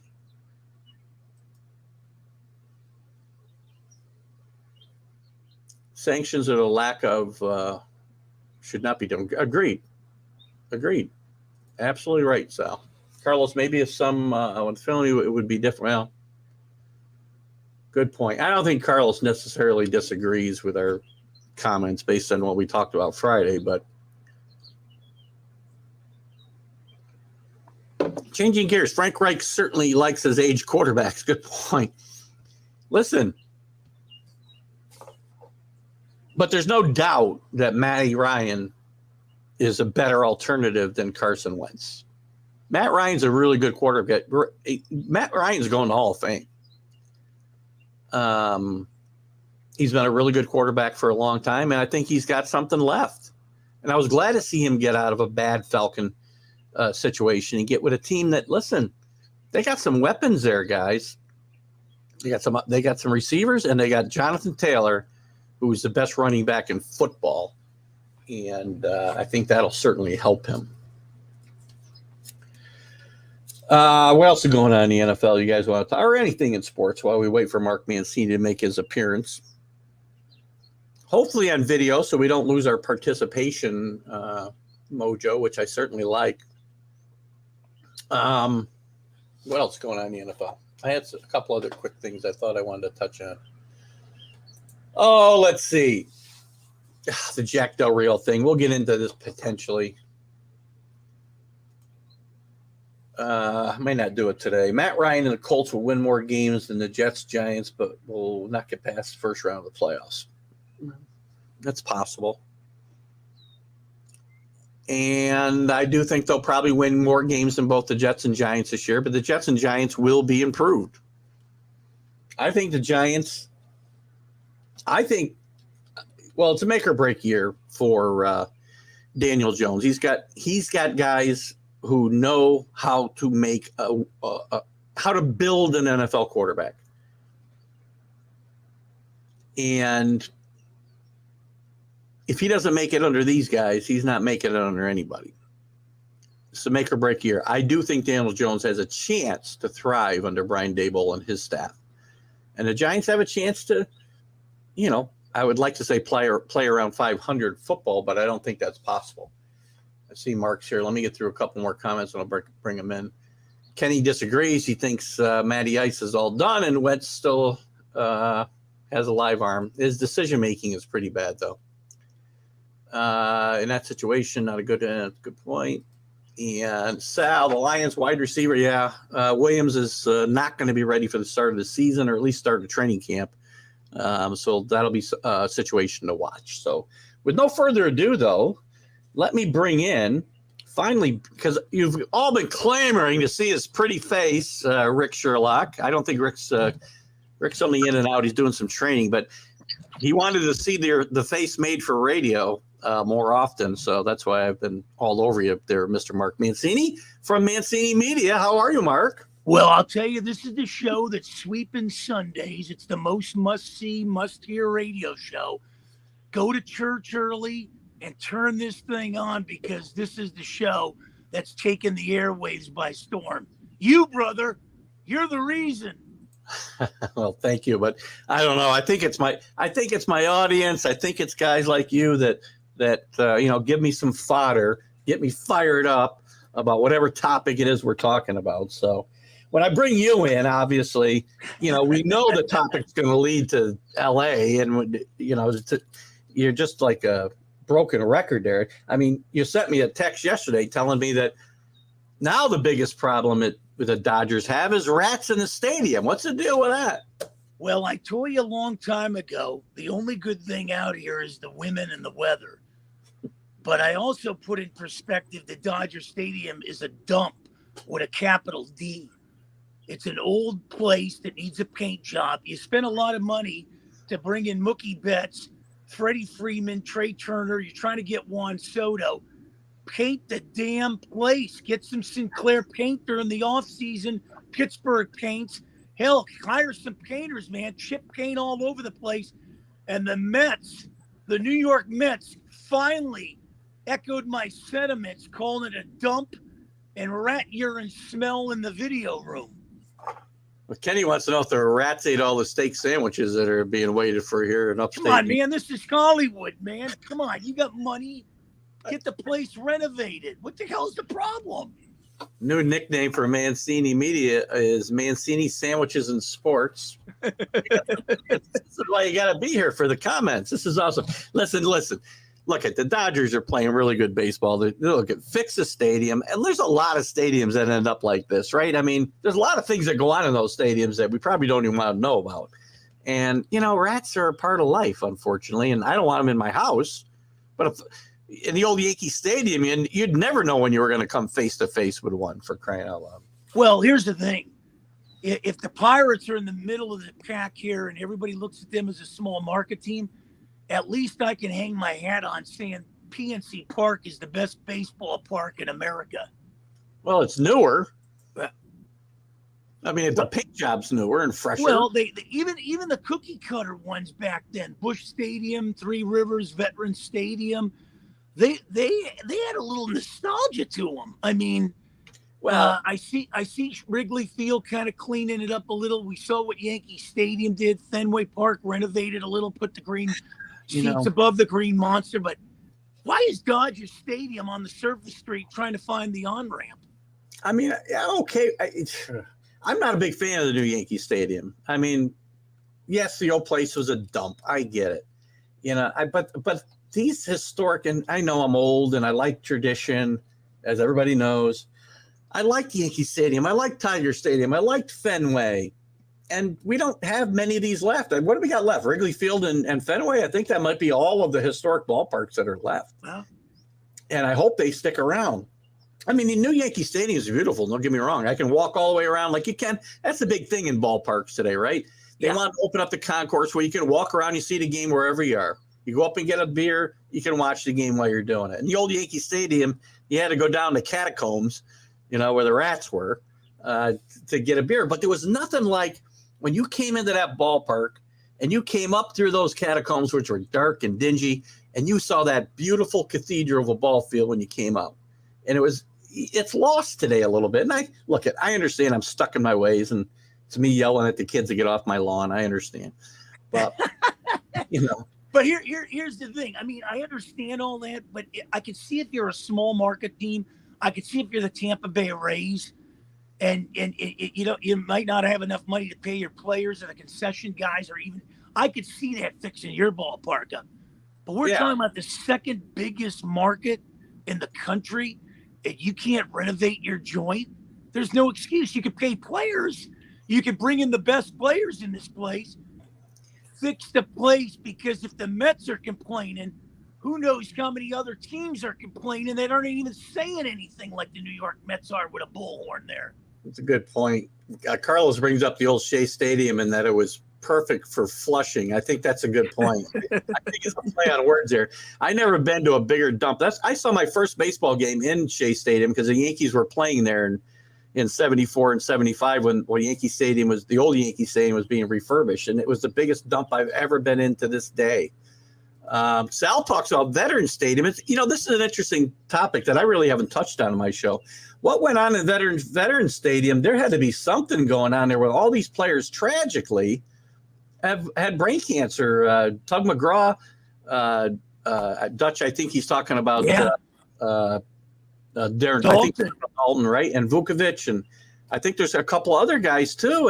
And then you got, Lenny Dykstra. He's got some kind of damage to his brain. I don't know what it is. Probably self-induced. But, I mean, you guys are in touch with that Philadelphia. Is that a topic of conversation in the city? I would think it would be. No? Well, I think, I've been in Veterans Stadium once, and I remember getting in there driving from Cleveland to catch the last game of the year. And they were playing the Cubs, and I got there, I think, in the 6th, 7th inning, and I thought I could walk in, and they were trying to charge me a ticket. I go, are you kidding me? There's only 3 more innings left. And the security guard goes, come on over here, let me in. But I was standing across the street at the Sheridan, and I remember after the game, John Kruk was at the bar, and he said, hey, do you want a drink? And I said, no, I'll just drink an O'Doul's. I don't drink. And I remember Kruk bought me an O'Doul's there. So, yeah, that was a memorable time. Oh, that's interesting. Yeah, coming through Philly. Never was in Shea. Never was in the new ballpark at Citi Field. Fenway I've been into, and that was when Billy Martin was managing the Oakland A's. Been in Yankee Stadium when George Brett was trolling their 400. But, some of these ballparks, capital D's. Dodger Stadium's a capital dump. And I'm glad the Mets echoed my sentiments and said it's a rat urine place. But I gotta kind of take it easy here, man. My good buddy Billy North got me a ticket to the All-Star game, so I'll be at the All-Star game. Got it off the bucket list. I'll look for your introduction there before the game. That'll be interesting. Sal does say the vet was built on a toxic waste dump, so that would probably contribute to some of those problems if that's a fact, Sal, for sure. And then Carlos wants to know if the Sheraton was built on that same toxic. I'll tell you, Keith, what is a toxic waste dump is that thing that's going on in Cleveland with the 24 women, the 66 massages with the happy endings. That is definitely a toxic dump. And I don't understand what Cleveland's doing. We talked about this just before you came on, and I said this when the allegations first started. I said he'd never play in the NFL again. I said it when he signed with Cleveland. What are you doing? This guy will never play in the league again. That was before the last two came out. And now there's a detective in Houston who has testified that he committed crimes. And this is not going to end well for the Browns or Deshaun Watson. And maybe not the NFL. The NFL needs to step up here and do the right thing, which is suspend him not for 5 games, 8 games, but for life. And set a tone. This is a league full of women abusers and gangbangers and murderers in some cases. And the NFL needs to set a tone here, I think. Here's the thing, and I don't want to get political with it, but the last few years in this country, 2 things have come to the surface: aggression and violence. Yeah. And I think 3 other words we've definitely lost. And I'm glad I was installed at a young age with these by my dad. And that's accountability, communication, and integrity. And we've lost those words too. And that's the problem. When you look at the NFL, nobody wants to take accountability here. Roger Goodell should have been gone a long time ago with all the stuff that he's kind of covered up there in more ways than one. But that's a story for another day. And what's going on in Cleveland is a travesty. I mean, how you bring this guy in and you give him $230 million. We're not talking about one woman here. We're not talking about 2, 3, 4, where you can say, well, maybe they were drunk. Maybe they didn't know what the hell was going on here. We're talking about 24 women. 24 women. If I go into a bank and they see my face on 24 banks, walks like a duck, quacks like a duck. It's not a possum, it's a duck. And that's the problem here. And then the 66 massages. This guy is trying to outdo Wilt Chamberlain. You got that kind of money, you buy yourself a girl every night. Yeah, well, Wilt Chamberlain, said he had 15,000 women, but I don't remember one allegation of any of them were coerced or forced into anything. Exactly. He probably paid them for their services. This is not a good situation for the NFL. Sal's got a great point here. The NFL keeps waiting and waiting. They haven't done anything. I think they got to make a move here. Somebody mentioned earlier in the comments that, they're going to let them play until all this plays out. Well, this is going to take years to play out. They can't let him play. And Sal's got a great point. He's not supporting Watson, but if he plays, then he's not supporting Trevor Bauer. But if Watson plays, then Bauer should be able to play. Yeah, how can let's take everything out of the equation. Let's not look at gray areas anymore. Let's look at black and white. You commit the crime, you pay the time here. I mean, that's the thing, bottom line. And to have one guy sit out and of 1 or 2 allegations compared to a guy that's got 24 with 66 massages. Right. I mean, come on, man. You start doing the math, this guy's approaching 100. I'll put this one. We aren't a political show, but I will put this up for Kenny. It is hard to punish the public when we don't punish our politicians. I don't necessarily disagree there. And Mickey thinks you ought to comb your hair. I guess that's a topic we'll have to cover later. Well, yeah, I don't talk about hair so much. Yeah, I didn't moose it up. I got the Pat Riley look going. At 60, I still got my hair. Sal wants to know if Watson can drive a truck. I don't know if he ought to even be able to do that. So whatever. Well, and you know what? Here's another thing, Keith. The Cleveland Browns and the husband and wife there, I don't know what it is over there, Three's Company.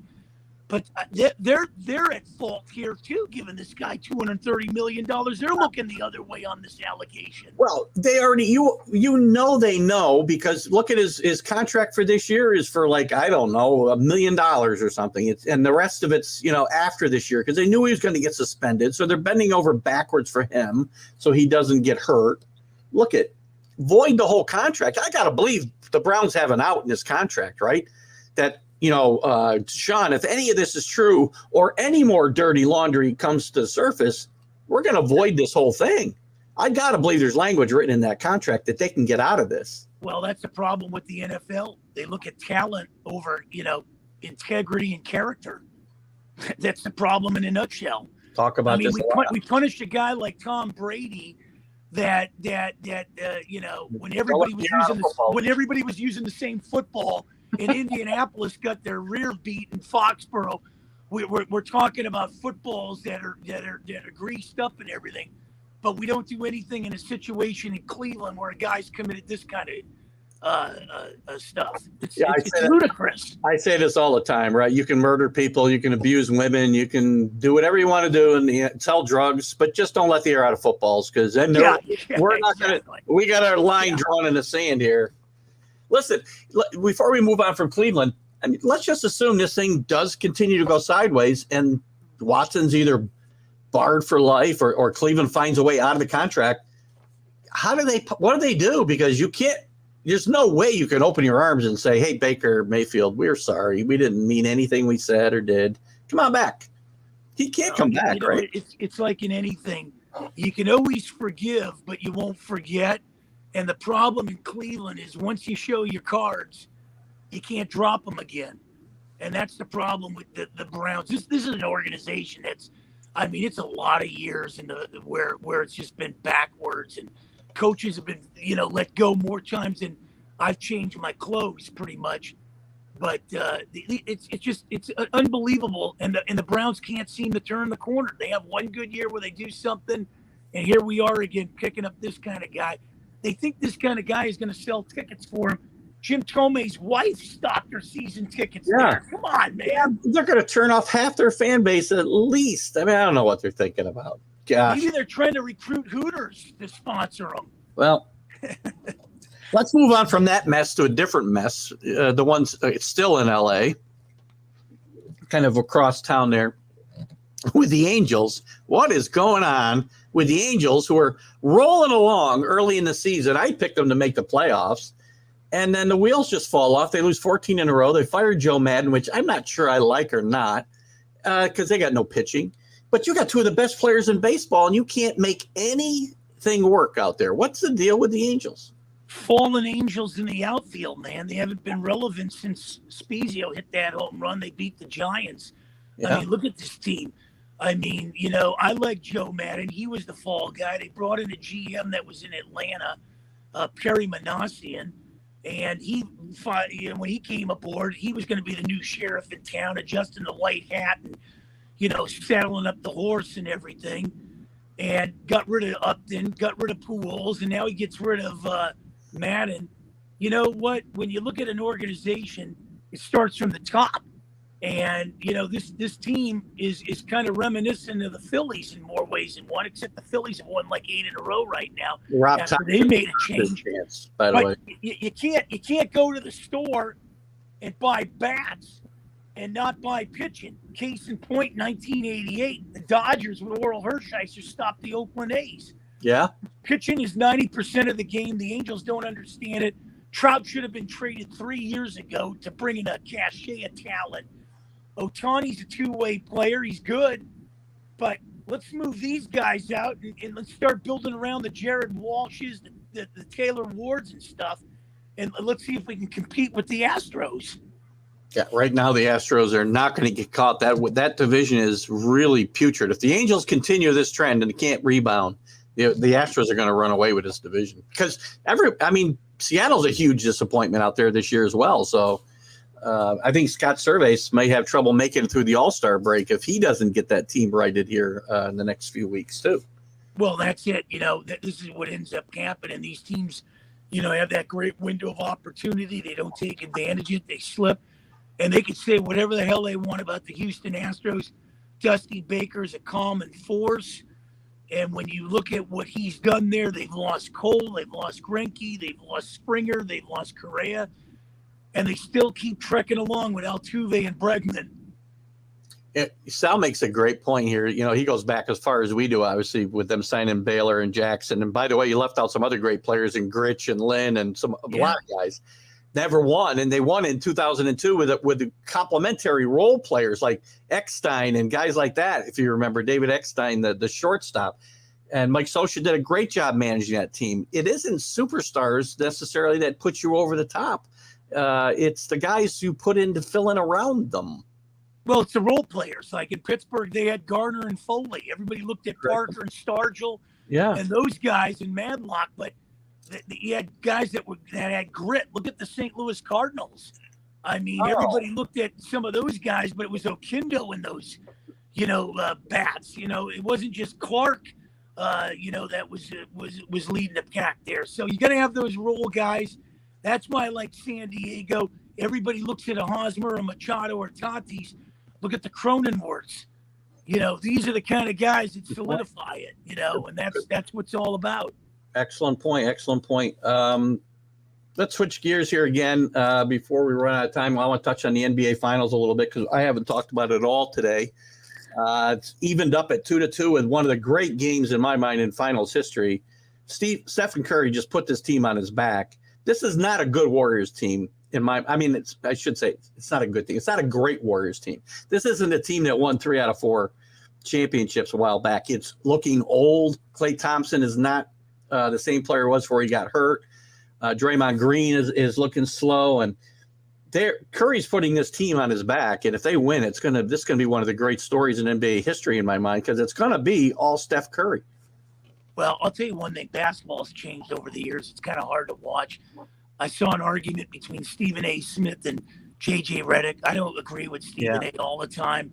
I like J.J. Redick, but I flipped the script here, and I have to agree with Stephen A. on it. The NBA is nothing like it was in the 80s and 90s and all that. When Bird and Magic and Dr. J and Jordan, and when J.J. Redick stands there and tells us that these guys are in the same class as those guys. J.J. Redick, I don't know what you're smoking, and I don't know if you're in a Peace fan and a VW bus, but, man, there's no way in hell these guys can compete with those guys. There's nobody like Pete Maravich. There's no teams like those guys. Maybe you can kind of bring the Miami Heat with Bosh and Wade and James into it. You can probably bring the Warriors a little. Are you telling me these teams could beat the Chicago Bulls, the Sixers, the Lakers, and the Celtics? Come on here. But you know what? This is a feel-good story because I think the Celtics are going to win this thing. They're going to break the tie with the Lakers. They're going to win their 18th. And you know what? If you want to look at a throwback, everybody talks about Stephen Curry. You better look at Jason Tatum, guys. I said a few years ago, this guy's going to win some MVPs. This guy is well-grounded. He's got integrity.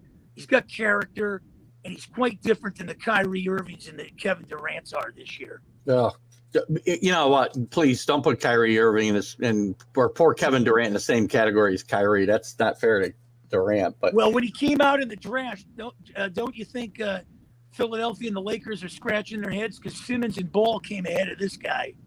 Sal's got a good point. Not enough fundamentals. Now, listen, I will say this. When the Warriors were winning their championships, there was a lot of three-pointers. Don't get me wrong. I get that. But there was great ball movement.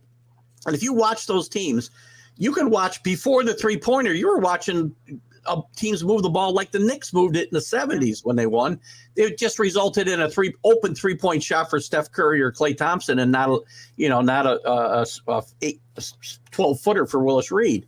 So there is some movement, and there was. This Warrior team now, you watch them, they just stand around, and everybody throws up three-pointers, and there's not even anybody under the basket to get an offensive rebound. It is hard to watch from time to time, but I will say to your comment about teams not being able to compete with those teams in the 80s, I agree 100%. There are players today like Steph Curry and Kevin Durant who certainly could play and hold their own in that time frame. Well, I think Bird would eat up Durant. I mean, that front line of Boston back then with Mikhail Parrish and Bird was probably the best front line I've seen the Showtime Lakers would run these guys all into the ground. And when you look at the Bulls, they were a fundamentally sound team. They had guys that could fill the roles in there with Cartwright and Pippen and guys like that to compensate Rodman and Jordan. It'd be hard pressed. These guys would be hard pressed to get one win on any one of. And what about the Sixers with Dr. J and all those? Yeah. Things? And here's an interesting point, Keith. When those teams came to your town, you couldn't get a ticket. Yeah. When the Heat and the Warriors came to town with these cachet of guys, you could still get tickets. It wasn't, well, hey, honey, let's drop what we're doing and go see the Miami Heat or the Golden State Warriors. People came to see the Dr. J's, the McGinnises, the Tonys. They came to see the Celtics. They came to see the Bulls, the Lakers. Well, those teams were dominated. A big part of that. It's kind of like in baseball in the 70s. Yeah, a big part of that, Mark. A big part of that, though, is back then when those teams came to town, you knew you were going to see the guys you just mentioned play. Yeah. Now when they come to town, you don't know if it's going to be a day of rest for LeBron or whatever player we're talking about. We're going to take, because we got to have load management now today. Do you think that Larry Bird was worried about load management, or come on? Well, 46 years later, can anybody compete with the 76 Cincinnati Reds? No. I haven't seen a team. No. Yankees couldn't that year, I can tell you that. I watched them get blown out. 46 years later, we don't even have a team that can compete with that team.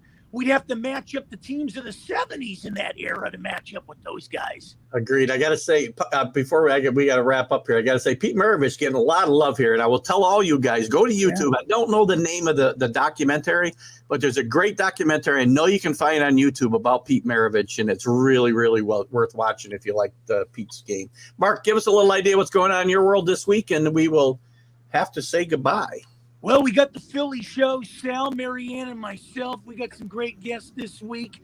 I think we got the Spanish broadcaster, the Phillies and Eagles, William Kulik on. Dan Good. You got to check this guy out, Keith. He wrote a book on playing through the pain, the Ken Caminiti story, ABC News. He's worked with NBC News, New York Daily News. Great guy, great author. And doing the Pirate podcast from St. Louis tomorrow. Tarek Brock. Come on, Pittsburgh, snap this 5-game losing streak. That division might be there for you to take if you get hot. Nobody wants to win it. Yeah, you're right. And I can't wait to roll with you next Sunday and these great listeners, my friend. Awesome. See how much better it is? We get you in the video. You can see the comments. We can have some fun and laugh. Well, you see the good-looking face. You see next week I'm going to have to moose it a little. Kind of get that whole thing going. Look like I came out of Scarface or something. Who knows, man? Mark, have a great Sunday. Thanks for coming. I love you, brother. Say hi to your significant other. I will do that. Have a great Sunday. You too. Bye-bye. Mark Mancini from Mancini Media. Sal's second banana in Philadelphia, as Sal said. So great stuff. And I'll try to do that, Sal. If Thursdays have been kind of rough for me, but I will try. I keep promising Mark I will do that, and I'll try to do it. If not this week, then next week. So, guys, been a great Sunday. Lots of coverage. Listen, your guys' participation carries this show. I love it. I love it. I love it. Again, thanks to the group. So let me share. I mentioned Rick Friedman from the Sports Devotees. I'll shorten the name of the group as we try to wrap up here. Sal, Rick, Kenny, Drew, Carlos, Mickey, all you guys who are participating today. If I missed anybody, Neil, anybody I missed, I apologize. Awesome. You guys carry the show, and I love it. Keith Engel, TGI Sports Talk, Sunday Stream of Consciousness. We'll catch you next week, and we'll see you Wednesday with the College Football Huddle. Have a great day. Bye-bye.